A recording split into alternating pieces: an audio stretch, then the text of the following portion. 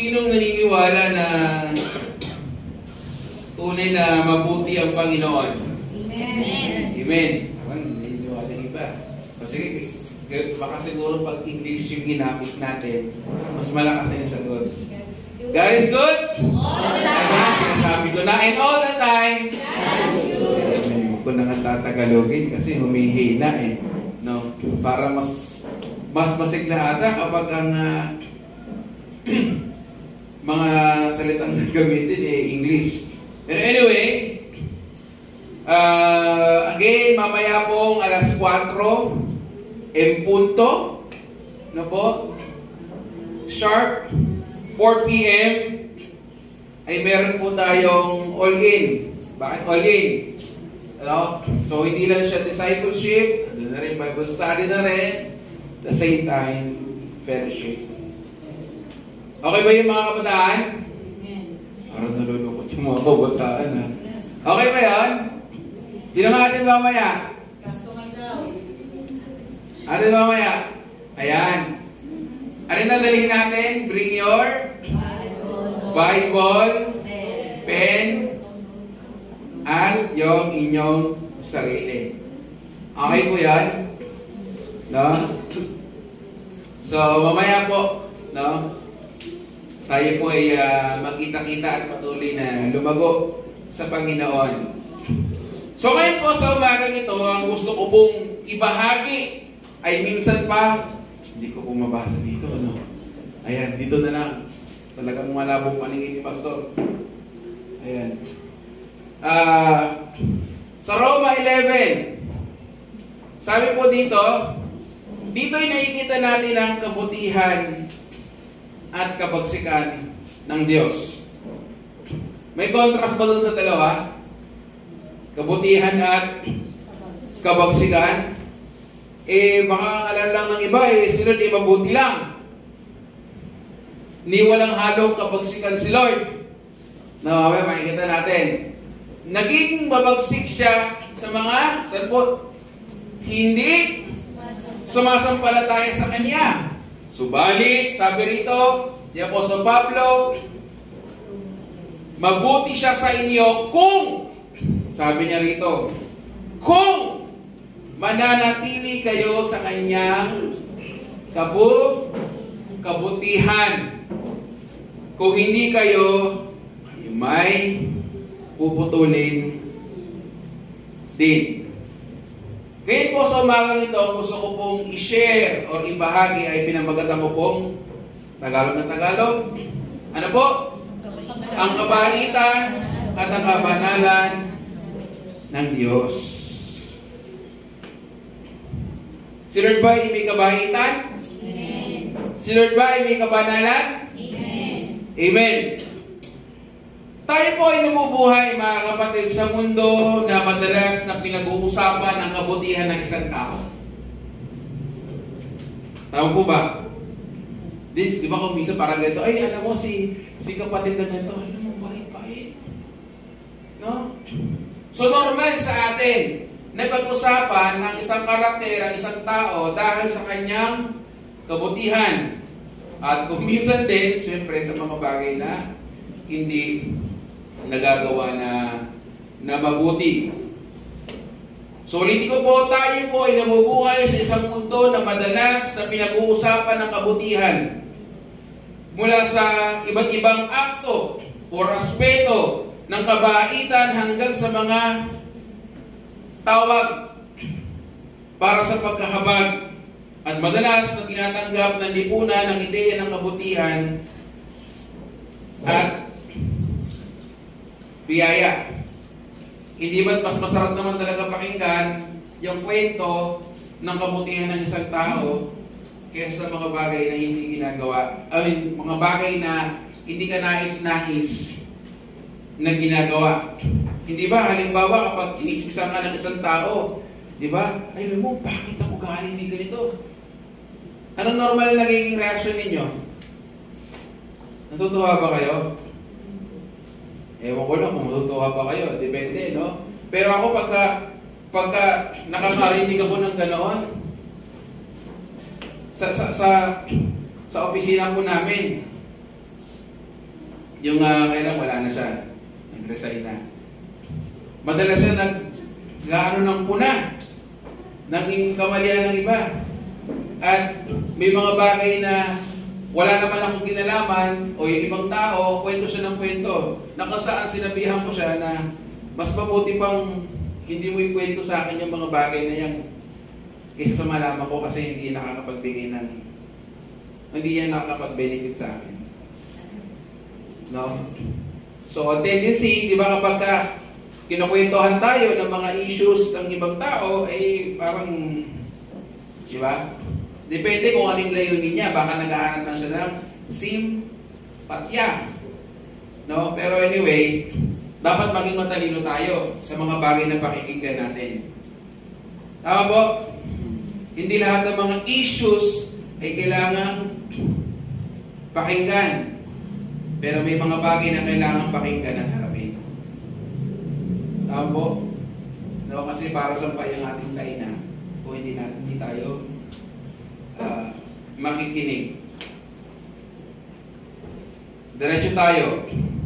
Ngunit pagdating sa kabilang aspeto ng Diyos at ang kanyang hustisya, kanyang kabutihan, ang kanyang karangalan, kadakilaan, pag-ibig, kabanalan, lahat patungkol sa Diyos, maraming tao ang nagiging hindi komportable kapag pinag-uusapan na si Lord. Tama po ba? Di ba? Pansinin niyo po kapag kayo ay share ng gospel, maisingit nyo, halimbawa, break time nyo, ano mo, ano ba tawag sa church, no? Di ba? Pag co-teacher, for example, church, ano mo, ganito, si Lord, eh, minsan, yan ka na naman, nagiging masyado mo religyoso. Sila po naka-encounter ng ganun. No? Masyado naman, may demo ko dyan sa office eh. Si Sir, naman, pare-pareho lang naman ng pare-pareho lang naman ng Diyos. Isa lang naman yun sinasamba natin. Pero, siyempre, hindi ganoon yun. No? Mahalaga ang tunay na pagkakaalam sa katotohanan. Kaya nga po tayo nag-aaral ng ganito. At sa mga kabataan, kaya po tayo mag-aaral ng salita ng Panginoon. Mas maigi na ang salita ng Diyos, ang Diyos mismo mag-disciple sa atin kaysa ang mundo mag-disciple sa inyo. Tama ba? Sa mga magulang, sa mga magulang na naririto, kayo po ang pastor sa inyong pamilya. Kaya don't let your mga junaki sa mga anak ninyo na yan po ay disciple ng mundo. Tama po? Hello, parang wala pong magulang lang din dito So, ano nyo po? Ako po, lumaki ako sa discipleship. Doon ayaw ko niyan. No, kasi ayaw ko nung parang nandun ako sa church, nag-aaral, parang boring. No, pero sooner or later, nakita ko dahil na rin po, kalooban na rin talaga ng Panginoon, dahil po sa katsagaan ng aking ina. Sa pagpupush ng aking ina. Yun na rin po kalooban ng Panginoon, kaya rin po ako ay naririto. Di ba? Iniiyakan ako ng nanay ko. Hindi dahil siya umiiyak sa akin. Umiiyak na sa Panginoon para ako ay maidala. So mga magulang, kayo po ang number 1 na mag-i-encourage sa kanila. Tama po. Huwag po nating hayaan na tayo yung magpupus pa sa mga anak natin na hindi dumalo. Okay po? Hindi po yung kasama sa preaching ko po, naisingit ko lang po. Pero, mahalaga po na tayo ay mag-aral, bulay-bulay. And I'm praying na kapag medyo maano na yung schedule ko talaga, sa adult naman, karoon tayo ng discipleship. Okay po yan? Okay po yan? Ayaw na naman. Okay po yun? Amen. Pag-pray natin, no? Tulungan nyo rin po ako pag-pray yung aking yung time, no, na ma-manage ko ng maayos para sa ating lahat. No? Sige, diretso tayo. So, balik ako rin sinabi ko kanina. Ngunit pagdating sa kabilang aspeto na tungkol po sa salita ng Panginoon, sa kung sino ang Panginoon, sa kanyang karakter, no? Ang mga tao o maraming tao naging hindi komportable na pag-usapan ito. Dahil syempre may kanya-kanya silang paniniwala, pagtingin, pananaw, no? Kaya mahalaga po yung pananaw sa Panginoon. Gayunpaman, ipinapakita po ng salita ng Panginoon or ang kabanalan ng kasulatan, no? O yung banal na kasulatan rather, na ang Diyos ay parehong walang hanggan ang kabaitan at hindi rin may kakaila ang kanyang hustisya. Hindi po dahil alam natin na si Lord ay mabuti, lagi na lang pong sa ganong parte siya. Dahil mabuti si Lord ay hindi niya kayang mag-correct ng mali. Kaya nga po siya mabuti, no? Ayaw niya na, or handa siyang mag-correct. Hindi dahil kinokorek ka ng Panginoon ay hindi na siya mabuti. Tama po? Di ba? Sabi po, ang Roma 11 po, 22 ay isang hamon sa atin na pagmasdan, magmuni-muni, magdilay-nilay, magpagdilayan ng kabutihan at kahigpitan ng Diyos. So, ang dalawang katangian ito, yung kabutihan at yung kahigpitan ng Panginoon ay hindi po magkasalungat.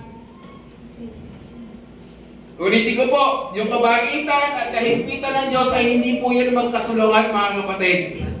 Kundi, perpektong nababalanse sa kanyang kabanalan o karakter bilang Diyos. Amen ba doon? Parang hindi tayo niniwala doon, ha? No? Yan po ay perpektong balanse. No? Na karakter ng ating Panginoon. So, inaanyayahan tayo na namnamin ang lalim ng kanyang kabutihan na nagliligtas sa atin. Ngunit tayo rin ay pinapaalalahanan, mga kapatid, ng Panginoon na huwag kalimutan ang kanyang kahigpitan sa mga bumagsak, no? Lalo higit, no, sa mga hindi sumasampalataya, ayon po sa ating teksto sa umagang ito. So, tignan po natin una, ano ba yung pinaka-mensahe ng Panginoon dito? Una po, ayan, nababasa ko na. Ang Panginoon ay lubos na mapagpala. No? Mapagpala. Basahin po natin yung sa Exodus. Balik tayo ng Old Testament. Sige po, pakibasa po. Si Yahweh ay nagdaan sa harapan ni Moises at sinabi niya, akong si Yahweh ay mahapagin at mapagmahal. Hindi ako madaling magalit, patuloy kong pinadarama ang aking pag-ibig at ako'y nananatiling tapat. Tapat. Amen. Napansin niyo po yung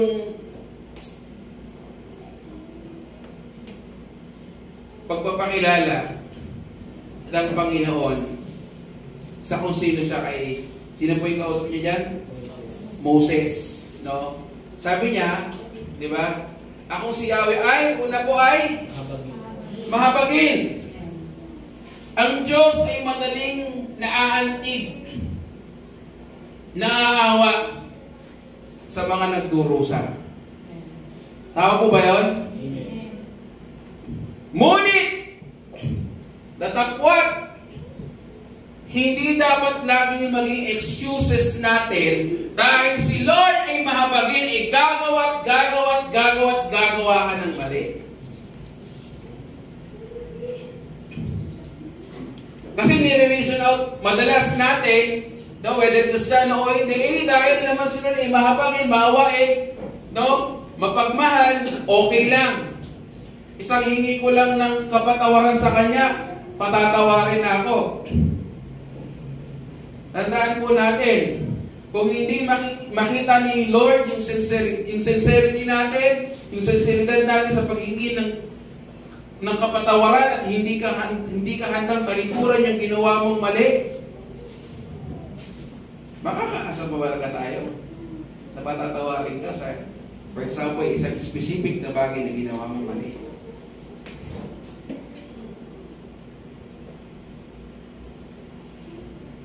Kung ang kapwa natin kaya natin dayain sila dito,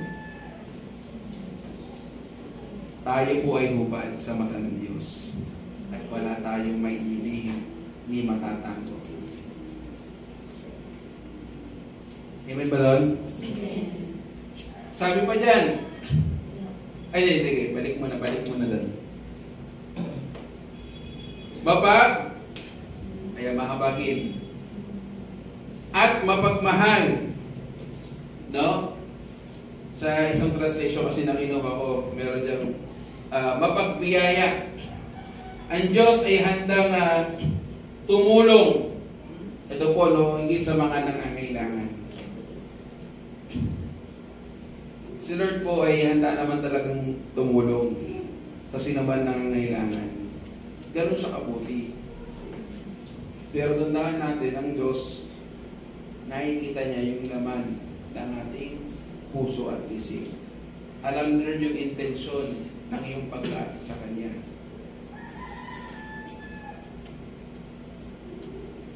Kanina ko pa sinasabi yung kaloob-looban, yung leader, di ba? Mahalaga po yun, kapatid. Diretso ko na rin, ano? Siya rin po ay sabi niya rito, hindi ako madali magalit. Hindi naman pala madali magalit si Lord. Di ba mabuti nga si Lord? God is good all the time. At hindi siya madaling magalit. Ay, okay lang pala. Naibabad ko yung sarili ko sa mali. Hindi pa pala ako kota, Lord eh. Okay lang. Gawa muna ako ng mali hanggat hindi ako tinatapik. Nakuha po natin yung punto ko. Huwag na nating hayaan pa at gawing excuses na naman dahil si Lord ay mabuti, ayon po sa pinag-aaralan natin at hindi siya madaling magalit, ay aabusuhin natin si Lord. Never natin na maaabuso yan. Hindi mo maaabuso ang Diyos. Sa ngayon, siguro, hindi mo pa danas. Pero kung patuloy ka magbabaliwala, tapingin ka, ay hindi ko alam kung paano ka tutugon. Ako po, naranasan ko na sa aking pamilya. Nasaan ngayon yung panganay namin. Actually, kachat ko siya nung nakarang araw. Mag-birthday din kasi yun. Pero ko na yung pagkakuhanan ko siya, pares kami ng buwan. Kasi sa akin, Bunso, alam mo ko, mag-birthday na ako. Gusto ko sanang biruin eh. Ako mo ko na mag-birthday siya, ako muna padalan mo. Pero hindi nga sa'yo. Kasi siya ay may karamdaman sa loob. Malaki yung kanyang goiter. Namamaga yung paa niya. May sugat. Siyempre alam niya naman po sa preso. No? Ewan ko ba anong nangyayari sa anong klaseng sistema meron sila doon. Pinababayaan nila yung gano'n na may mga sakit. So, anyway, hindi yung problema yun. Problema ko yun. Problema ko yun. sinishare ko lang din naman. Pero, ano po yung gusto ko pong ipunto. So, yung nangyari sa kanya, yun po yung pagbago ng Diyos sa amin. Dahil kami naging matigas ang ulo. Alam na namin yung tama, hindi namin ginagawa. Siya po yung naging malaking turning point sa amin. Kung bakit din po ako narito. Now, gusto pa po ba natin ng gano'n?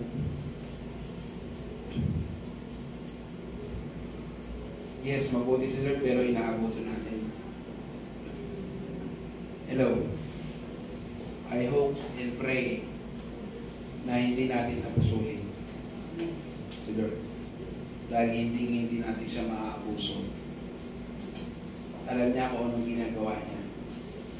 At pag dumating sa punto na patuloy tayo naging matigas sa Panginoon, yung pagtatama niya sa atin, ipara rin sa ating sariling kapakanan at sa kanyang kaluwalhatian.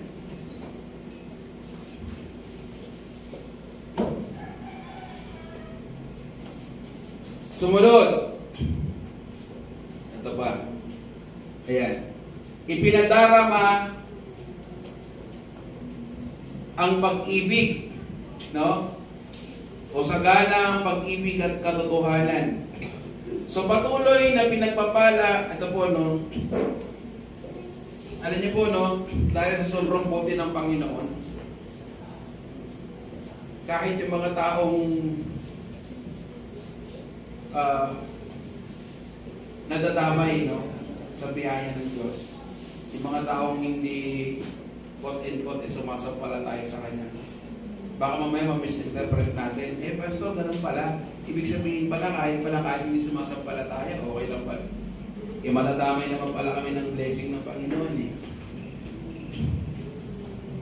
Hindi natin pwedeng questionin si Lord doon. Dahil ang Diyos ay mabuti. Ibig po sabihin po yung hindi sumasampalataya sa mga sumasampalataya. No? Pero, dahil ang Diyos ay Diyos, siya ay mabuti. No, kahit may mga bagay talaga na minsan hindi natin lubos maunawaan, no? Hindi natin siya pwedeng questionin sa kanya mga kinikilos. Alam niya kung anong ginagawa niya. Sumunod, nagpapatawad. Sino pong hindi pinatawad dito? Sino po? No?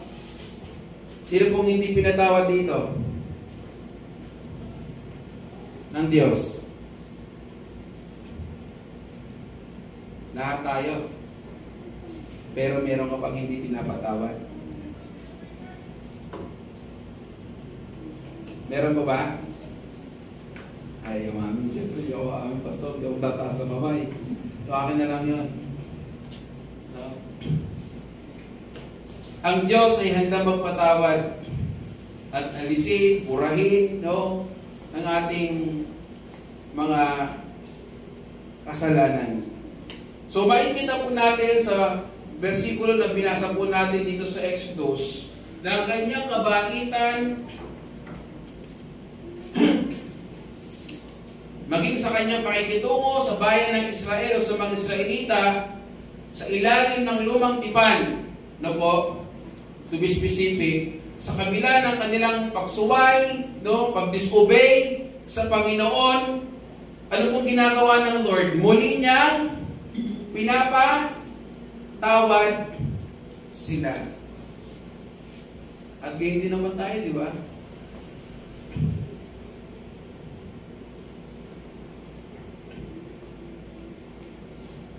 Ang Diyos ay handa magpatawad sa sinumang taong buong puso humihingi ito. At handang tumalikod sa kanyang mga kasalanan.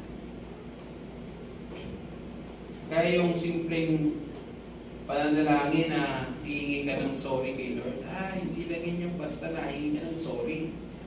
Gawin mo, ipakita mo na talagang sincero ka sa paghingi ng tawad sa Diyos at handa kang talikuran yung bagay na ginawa mo.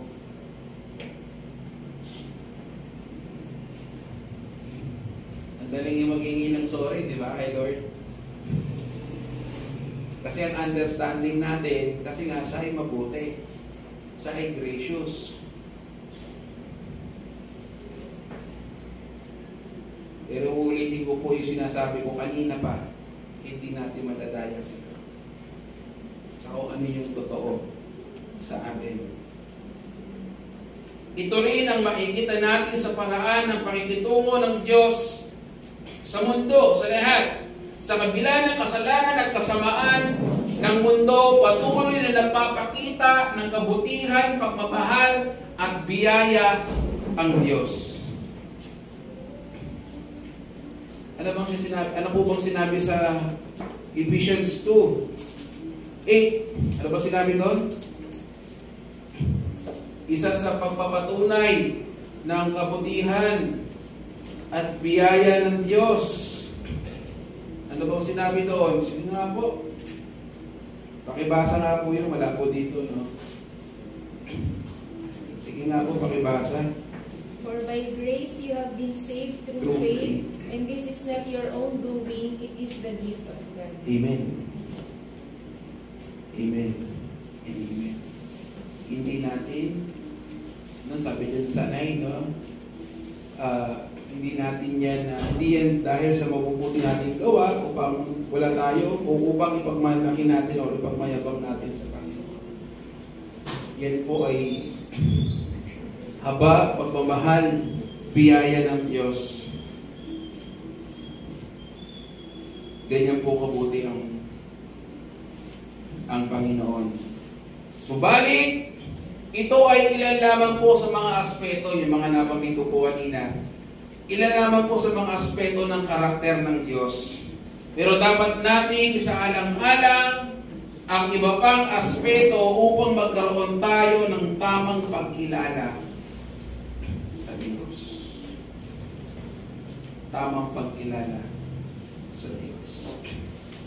I hope and I believe, no, sa mga susunod na Sunday schools natin ay matatakin natin yung attributes ng Panginoon. No?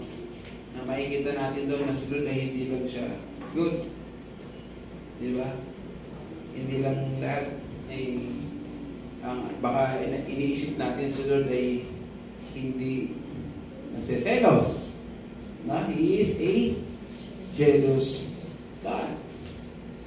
No? At nakita natin dito, bagamat hindi siya mabilis magalit, pero siya ay marunong magalit.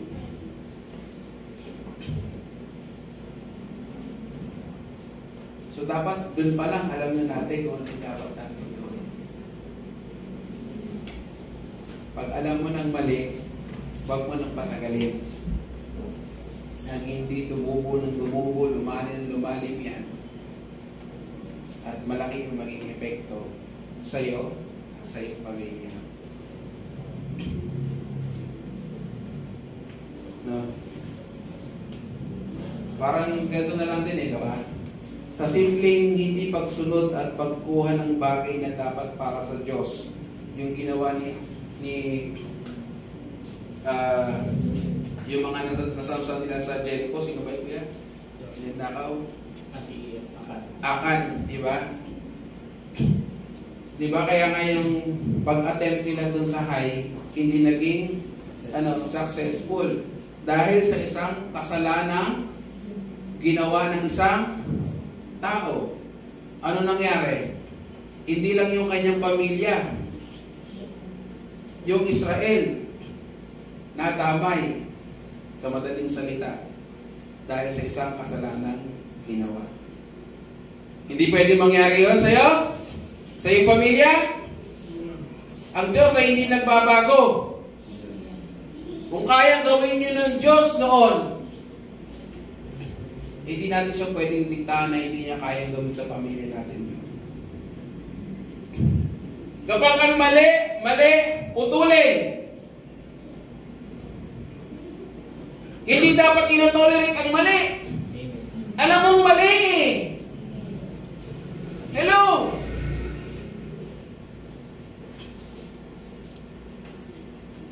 Gusto pa ba natin lumawak yung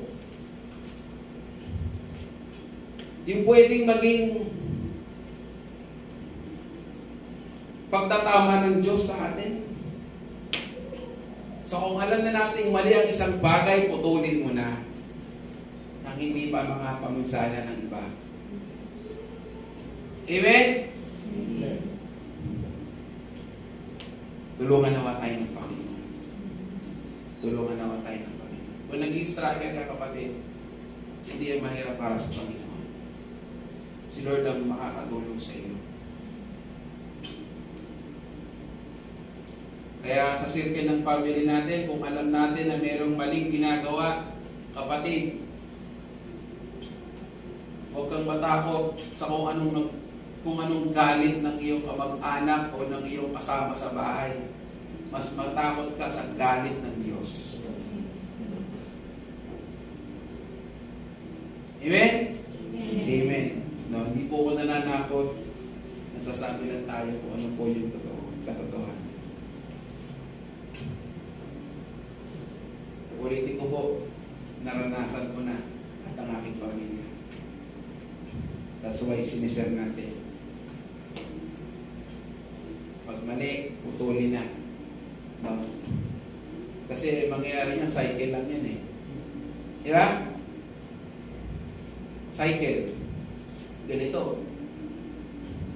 May mali nangyari sa pamilya mo, inulit mo pa rin. No, ikaw na sana yung pag-asa na hindi na ganun yung mangyari. Pero ginawa mo pa rin, anong i-expect mo sa susunod? Cycle. Di ba? So dapat putulin na. Sa mga anak-anak natin, kaya ako mahalaga na encourage natin sila na tumulo ng mga gawain ng Panginoon. No?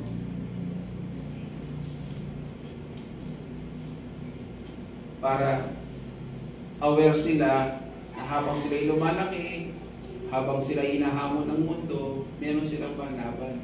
At yun ang salitaan ng Panginoon.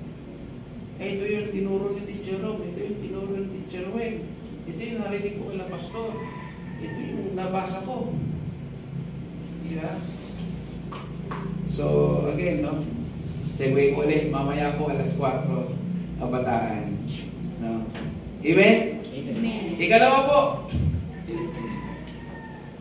Sa next slide. Sige ba? Ayan. Ang Diyos ay banal, ito po, no? At mabigat ang paghatol. Mabigat ang paghatol ng Diyos.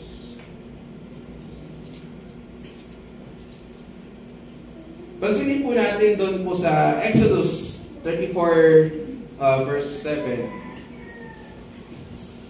Sa next slide natin. Hindi ko ata nasama yan. Sige nga po, pakibasa nga po yun. Hindi ko ata nasama sa PowerPoint. Exodus 34 verse 37. Sige po, sa wikang Tagalog para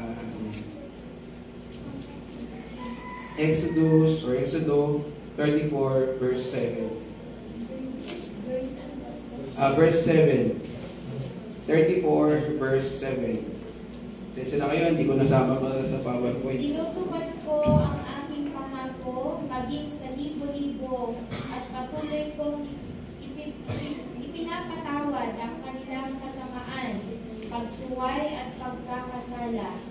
Ngunit hindi ko pinakalampas ang kasalanan ng Ama at ng pagpaparusa ko'y hanggang sa 3 at 4 na salita. Ayun, sinasabi ko kanina pa, di ba?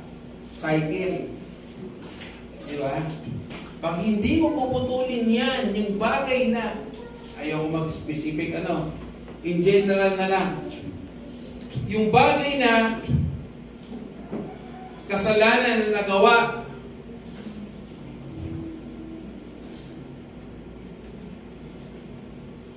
pwede yan maulit sa iyo o sa iyong mga anak.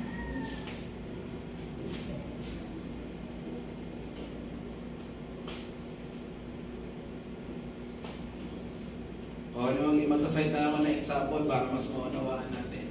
Pagkaasawa ng maaga. Yeah? Ngayon, parang, hindi lang parang, napaka-normal na ng ano, no? Normal na ng nagsasama na kinikasal. No? Dahil ang reason ganito,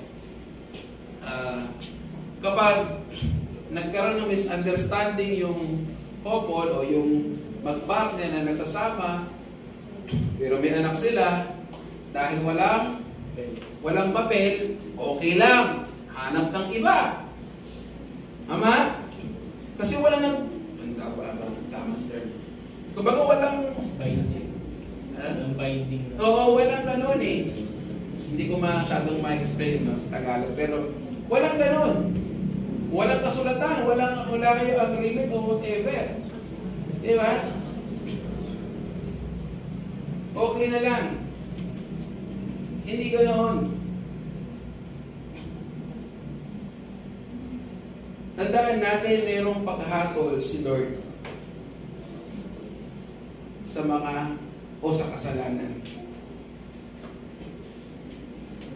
At hindi niya, mismo siya, hindi ito-tolerate yan. Kung tayo nagto-tolerate, si Lord hindi. Aaksyon siya ayon sa kanyang karakter. Ayon sa kung sino siya. Kikilos siya at gagawa ng naaayon sa tama.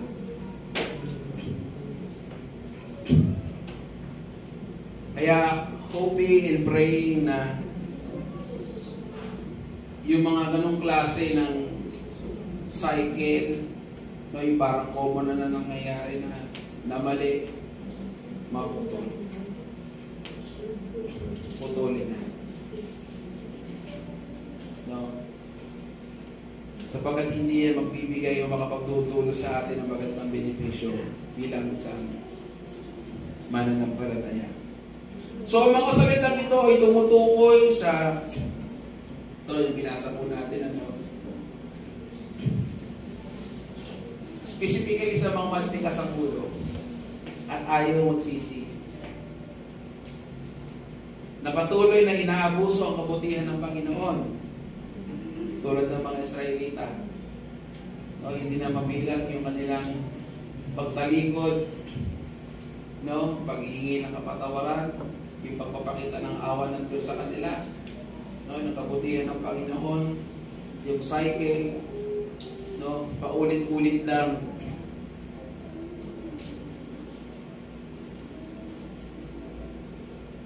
Tandaan po natin, mga kapatid, na hindi pababayaan ng Diyos ang taong paulit-ulit sa paggawa ng pagkakasala na walang kaparusahan.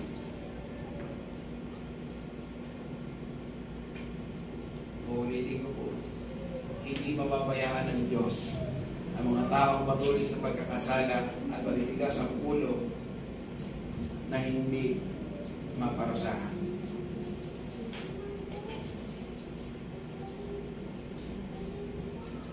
Halimbawa na lang po ng mga ilang events dito po sa Old Testament pa rin. Punta po tayo, atras tayo ng isang book, Genesis. Punta tayo sa Genesis. Sige po, pakibasa po. Kung ang tao na bumakas sa ilig, lumaki ang tubig at lumutang ang barko. Malaki ng kalaki ang tubig habang palutang-lutang naman ang barko. Patuloy pang lumaki ang tubig hanggang sa lumbog at lahat ng kataas na bundok at tumaas pa ng halos 7 metro sa taluktok ng mga bundok.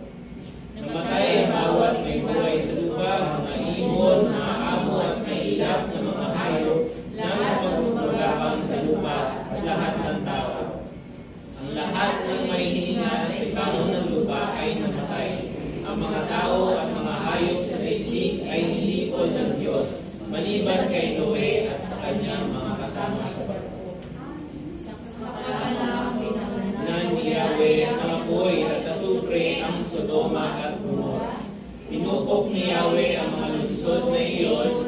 Ay, doon muna. Dumiretso na sa ano eh. Nagtaka din ako, diniretso nyo ng basa eh. No? Punta na tayo sa Sodoma at Gomorra. Dito muna tayo sa kay Noe. Kay Noe. Okay. To summarize, nangyari yung event na ito, yung pangyayaring ito, no, sa account po dito sa Genesis, dahil po sa kasamaan ng tao. Hindi ko na po i-specific kasi baka maubos oras natin. Dahil po sa kasamaan ng tao. So, ano po makita natin doon? Balikan ko po yung sinabi ko kanina. Hindi bulag si Lord. Nakikita niya ang lahat. Batid niya ang kamalian. Alam niya kung ano yung mali mong ginagawa. And then He will not tolerate you. I am sure.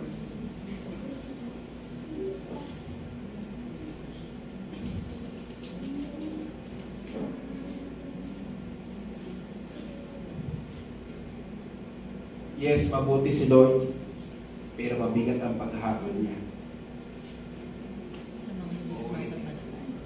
Amen.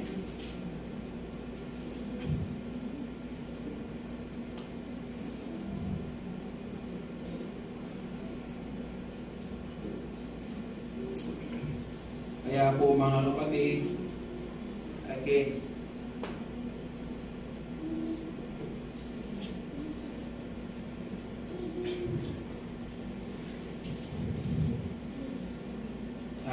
alam ko naman po, alam natin ang tama.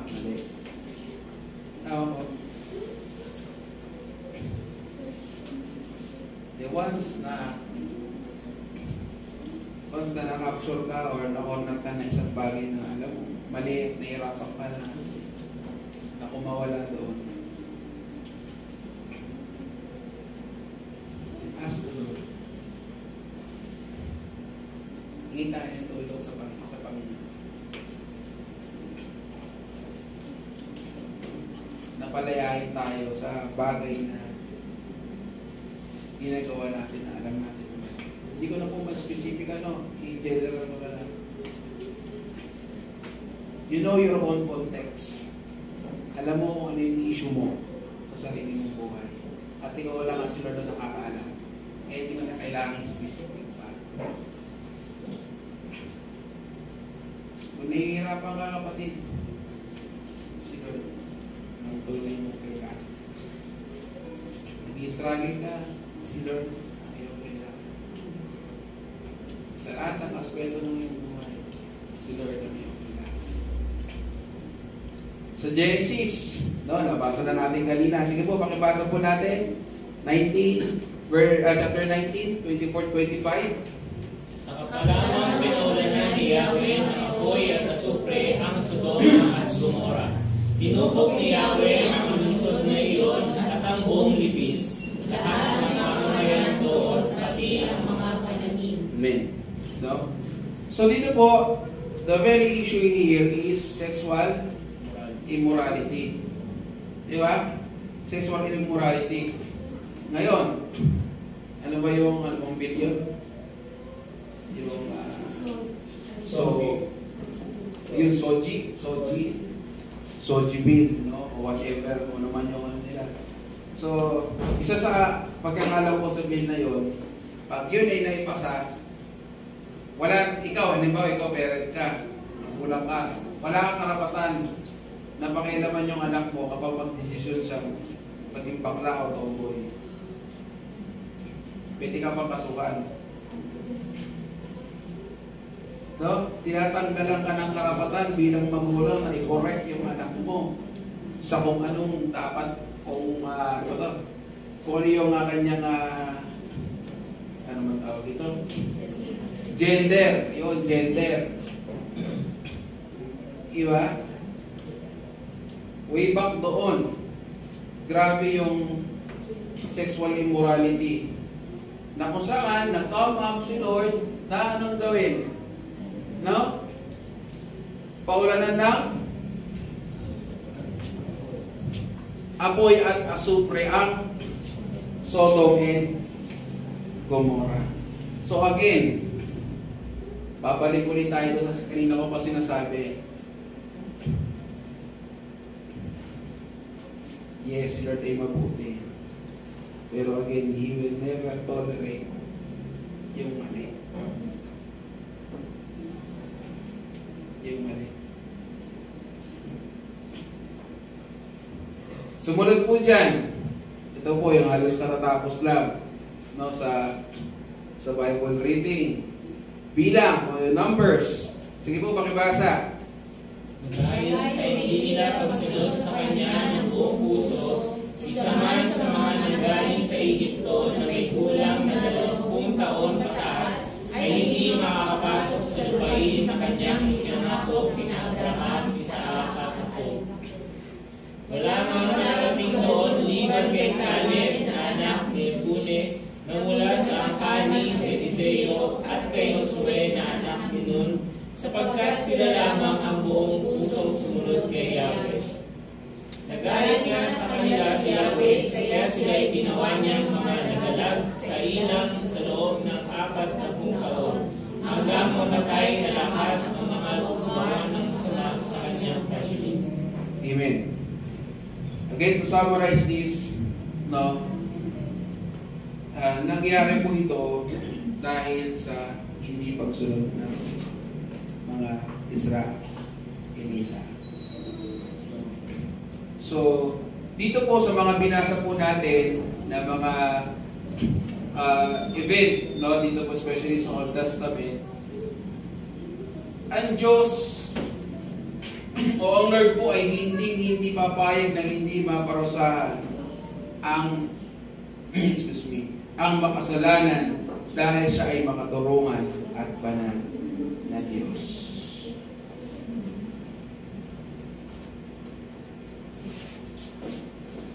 Di ba? Kaya sabi po sa Habakuk 1 verse 30, sige po, pakibasa po. Ngunit paano ninyo natitiis ang mga taksil at masasamang taong ito? Napakabanal ng inyong paningin upang masdan ang kasamaan. Hindi ninyo matitiis ang mga taong gumagawa ng mali. Bakit hindi kayo umitipog kayo pinutukusan nila ang mga taong higit na mabuti kaysa kanila? Diretso ko na po, no? Sa awit 5, nasama ko po ito. Awit 5, yan. Ikaw ay Diyos na di nalulugod sa kasamaan, mga maling gawain di mo pinapayagan. Ang mga palaroy hindi makakatagal sa iyong harapan, mga gumagawa ng kasama ay inyong pinasusuklaman. Pinupuksa mo, Yahweh, ang mga sinungaling, galit ka sa mga tao at mga katamang. Sabi sa verse 4, ikaw ay Diyos na hindi nalulubog sa kasamaan, sapagkat siya'y banal. He's a righteous God. Mga maling gawain, di mo pinapayagan. Yes. Hindi ibig sabihin, hindi ka pa nakokorek ngayon ay hindi ka nikokorek ni Lord.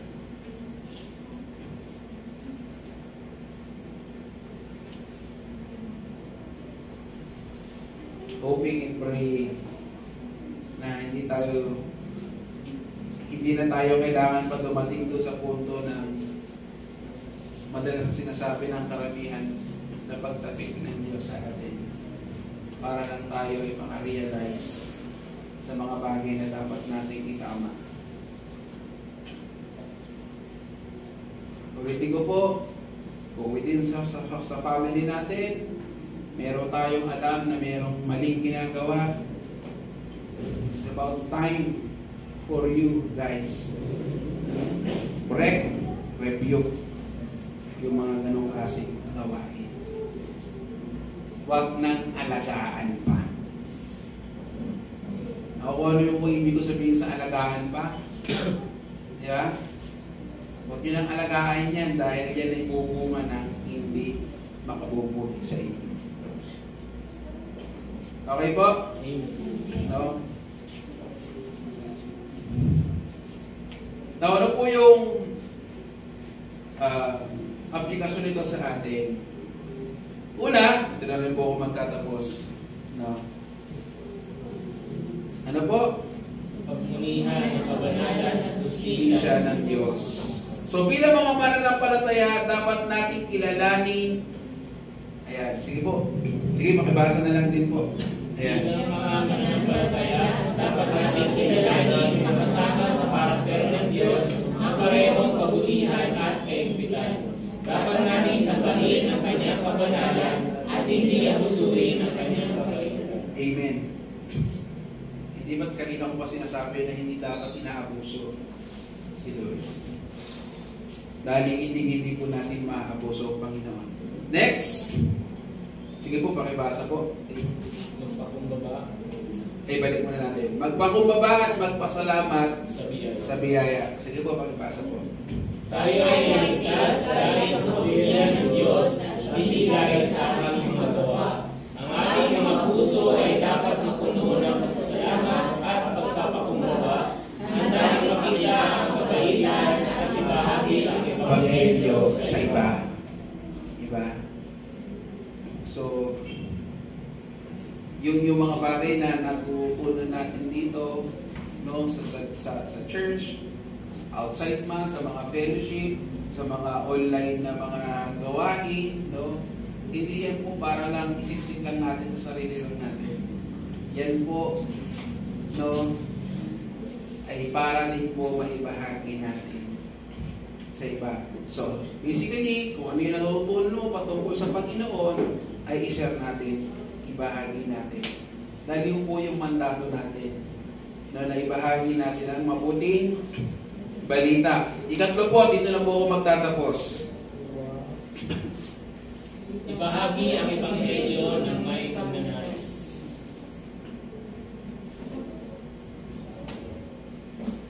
Ayan, sige po, pakibasa po.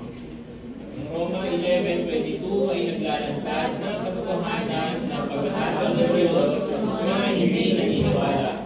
Dapat ito magtulak sa atin na ibahagi ang Ebanghelyo ng may kasigasigan upang may makita ang kabutihan ng Diyos na nagdadala ng pagsisisi pati na rin ang katotohanan ng kanyang hatol sa hindi nananampalataya. Amen, amen. Kaya mga kapatid, no, tulungan naman tayo ng Panginoon. Bigyan tayo ng burden na maibahagi yung mabuting balita. No? Kung tayo man ay natatakot na maibahagi yun, panalangin natin na bigyan tayo ng lakas ng loob at tapang maibahagi yun.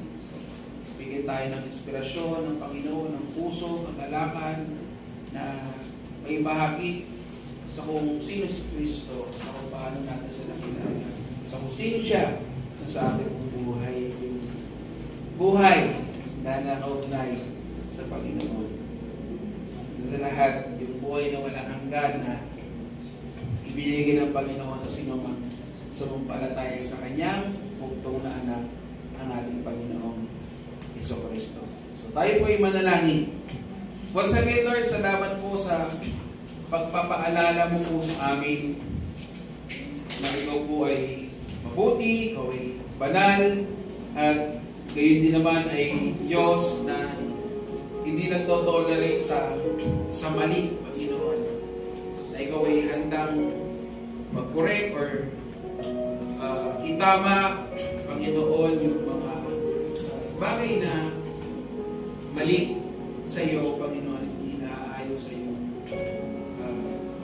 mga salita, Panginoon. Lord, tulungan nawa kami, Lord, sa mga natunghayan po namin, paano po namin ito may apply sa buhay namin. Kung man ay naging struggle sa paggampan sa mga ito ay ano man yung balakid, umahadlang upang pagampanan namin ito ay masakin mo, Panginoon.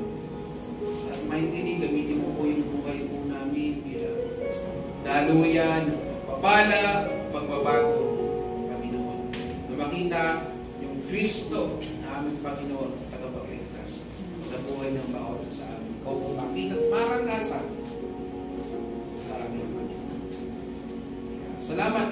Palayo mo yung salita. Palayo mo yung mga salita, Panginoon. Ito po'y maging magpapala sa aming Panginoon. Salamat po. Purihin ka, samahin ka, at akilahin ka. Ito po ang aming panalangin sa pangalan ni Jesus.